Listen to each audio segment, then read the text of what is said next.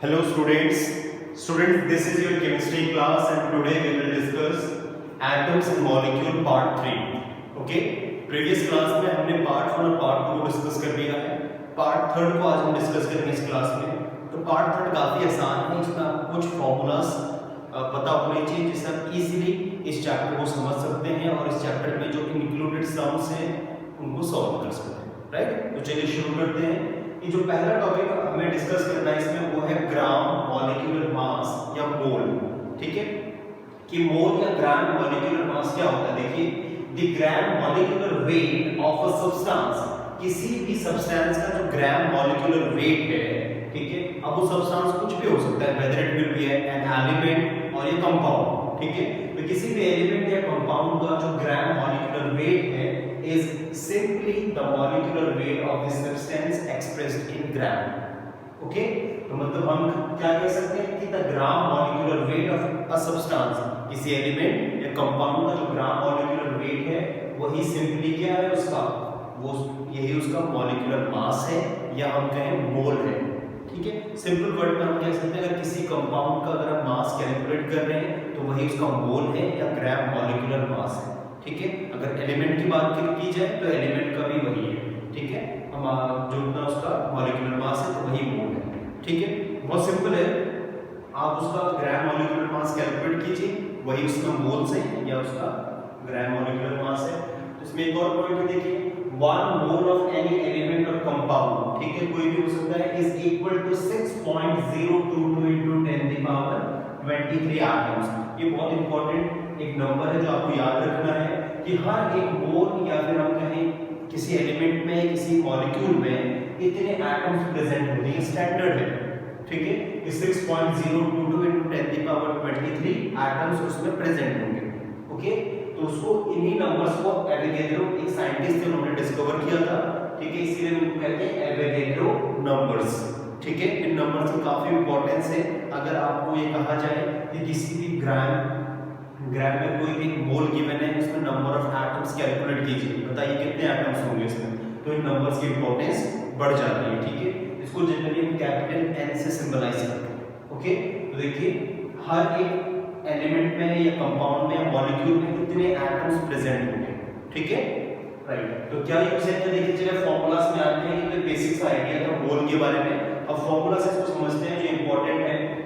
देखिए first formula है, अगर आपको मोल्स कैलकुलेट करने हैं, ठीक है, या उसको आपको ग्राम मॉलिक्यूलर मास कैलकुलेट करना है, तो बहुत ही सिंपल फॉर्मूला है कि जो गिवन मास, जो आपको क्वेश्चन में गिवन मास होगा जिसे हम स्मॉल m से सिंबलाइज करते हैं, अपॉन एक्चुअल मोलर मास, जो उसका एक्चुअल मोलर मास है, जो हमने पार्ट 2 में डिस्कस किया है कि कैसे हमें उसका मोलर मास कैलकुलेट करना है.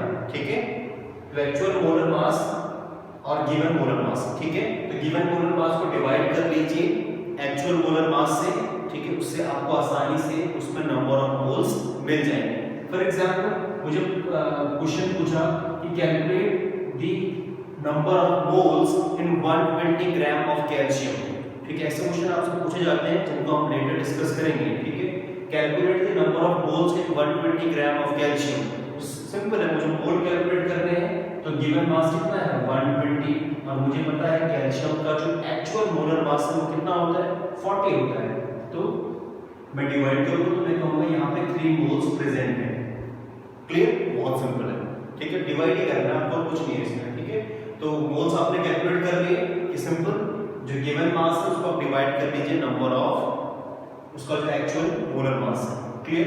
अब यहाँ पे एक और टर्म है कि मोल्स को अगर आपको मॉलिक्यूल्स में या पार्टिकल्स में या एटम्स में कन्वर्ट करना है. ठीक है, तीनों के लिए बिल्कुल सेम फॉर्मूला है. अगर आपसे क्वेश्चन में कहा जाए कि मोल्स को मॉलिक्यूल में कन्वर्ट कीजिए या उनको पार्टिकल्स में कन्वर्ट कीजिए या उनको एटम्स में कन्वर्ट कीजिए, तो तीनों के लिए सेम फॉर्मूला यूज होगा. कंफ्यूज नहीं होना है, आपको सिंपली उन मोल्स को एवोगैड्रो नंबर से मल्टीप्लाई कर देना है. ठीक है, then you can easily calculate the number of atoms, the number of particles या number of molecule present in this element. ठीक है, ये मैंने बताया था कि एवोगैड्रो नंबर की इंपॉर्टेंस इसीलिए है कि क्योंकि इससे हमें आइडिया मिल जाता है कि उसमें कितने नंबर ऑफ एटम्स प्रेजेंट है.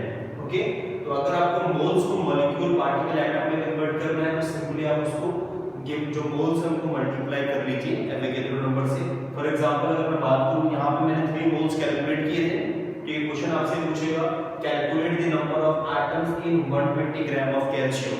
तो सिंपली मैं यहाँ पे 3 मोल्स कैलकुलेट कर चुका हूँ ऑलरेडी।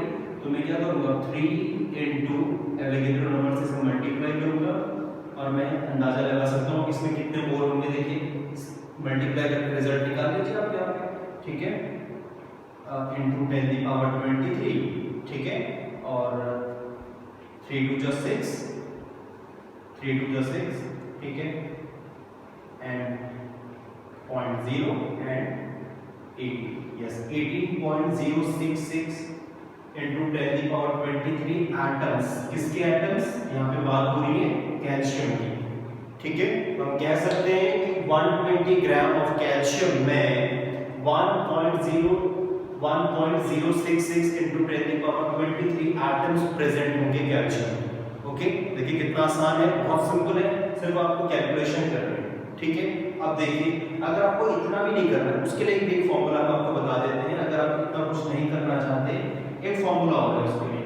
फॉर्मूला ये है कि अगर आपसे क्वेश्चन में डायरेक्टली उसने ये पूछ लिया कि आप 120 ग्राम ऑफ कैल्शियम को, एग्जांपल के बता रहा हूं, ठीक है, एग्जांपल के लिए है कि अगर उसने आपसे कहते हैं कि 120 ग्राम ऑफ कैल्शियम को आप कन्वर्ट कीजिए डायरेक्ट एटम्स में, पार्टिकल्स में, मॉलिक्यूल में, किसी भी एक में, तो आप सिंपली ये फॉर्मूला लगा सकते हैं उसमें। ये जो गिवन मास है एक्चुअल मास इनटू डायरेक्ट आप उसको मोल से मल्टीप्लाई कर एवोगैड्रो नंबर से मल्टीप्लाई कर लीजिए। तो देखिए क्वेश्चन क्या पूछा था मैंने, 120 ग्राम ऑफ कैल्शियम, यहाँ पे लिख लेते हैं 120 gram of calcium into actual molar mass 40 into 6.022 into 10 की पावर 23। सॉल्व कीजिए, आंसर आपको मिल जाएगा, ठीक है। सिर्फ ये याद रखना आपको कि मोल कैलकुलेट करने के लिए क्या फॉर्मूला है, बाकी तो बहुत सिंपल है। Hope you all have understood. अभी हम कुछ सम्स करेंगे जिससे ये चीजें और ज्यादा आसान हो जाएंगी। अब देखिए एक और टर्म होता है कि अगर आपसे मास कैलकुलेट करने को बोला जाए, ठीक है, तो मास कैसे कैलकुलेट करेंगे कि आपको एक्चुअल मास से नंबर ऑफ मोल्स को मल्टीप्लाई करना है, ठीक है, मतलब एक्चुअल मास जो उसका गिवन है और नंबर ऑफ मोल्स उसमें आपको गिवन होंगे, ठीक है। फॉर एग्जांपल आपसे कहा जाए कि कैलकुलेट द एक्चुअल मास, ठीक है, यहाँ आपसे बोला जाए कि calculate the actual mass of ये एलिमेंट कहें सब्सटेंस व्हिच पॉसेस 0.5 मोल, ठीक है, 0.5 मोल है। फॉर एग्जांपल हम बात कर लें यहाँ पे इसकी कार्बन की, ठीक है, ओके, 0.5 मोल है कार्बन के एटम्स के, उससे बोला आपको कि मास कैलकुलेट कीजिए। बहुत सिंपल है, एक्चुअल मास क्या होता है कार्बन का? कार्बन का एक्चुअल मास है 12 इनटू 0.5, तो इट विल बी 6, ठीक है। तो यहाँ पे इसका मास क्या हो जाएगा 6 म्यू। तो बहुत सिंपल है, मोल्स आपको गिवन होंगे, एक्चुअल मास के साथ उसको मल्टीप्लाई करना है और रिजल्ट आपको मिल जाएगा। Hope you all have understood. ये कुछ इंपॉर्टेंट फार्मूलाज हैं, इनको लिख लीजिए, नोट कर लीजिए, इनसे आपको इन क्वेश्चन को समझने में आसानी होगी। तो इन नटशेल एक बार फिर से समराइज कर लेते हैं उस प्रोसेस को। मोल्स कैलकुलेट करने के लिए सिंपल आपको एक फार्मूला याद रखना है, given mass upon actual mass, ठीक है। इससे आप किसी भी सब्सटेंस की, कंपाउंड के, एलिमेंट के मोल्स कैलकुलेट कर सकते हैं। सिमिलरली अगर मोल्स को मॉलिक्यूल, एटम से पार्टिकल में कन्वर्ट करना है तो उनको एवोगैड्रो नंबर से मल्टीप्लाई करेंगे, 6 × 022 × 10 की पावर 23। इससे आपको उसमें नंबर ऑफ एटम्स, पार्टिकल या मॉलिक्यूल जो भी आप कैलकुलेट करना चाहते हैं वो आपको पता चल जाएगा।